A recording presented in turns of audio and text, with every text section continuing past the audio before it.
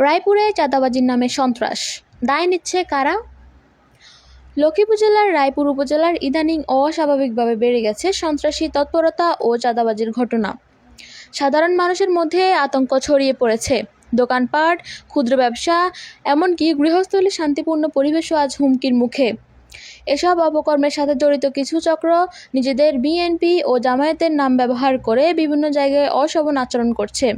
চাঁদার দাবিতে ভয়-ভীতি প্রদর্শন, রাস্তাঘাটে বেপরোয়া আচরণ এবং রাজনৈতিক অপচয়ের অপব্যবহার, এসব যেন এখন নিত্যদিনের ঘটনা হয়ে উঠেছে রায়পুরে।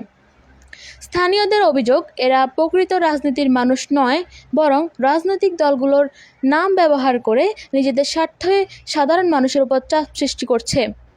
আমরা লক্ষ্মীপুরের শান্তিকামী জনগণ হিসেবে স্পষ্টভাবে বলতে চাই, আমরা এমন চাঁদাবাজ, সন্ত্রাসী চক্রকে বরখাস্ত করব না। সেনাবাহিনী, প্রশাসন ও গোয়েন্দা সংস্থার দৃষ্টি আকর্ষণ করছি, রায়পুরে এ অবস্থা দ্রুত স্বাভাবিক করতে কার্যকর পদক্ষেপ নিন।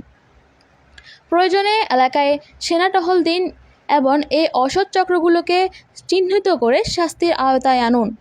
রায়পুরে কোনো সন্ত্রাসের জায়গা নয়, এটা আমাদের ভালোবাসার জায়গা।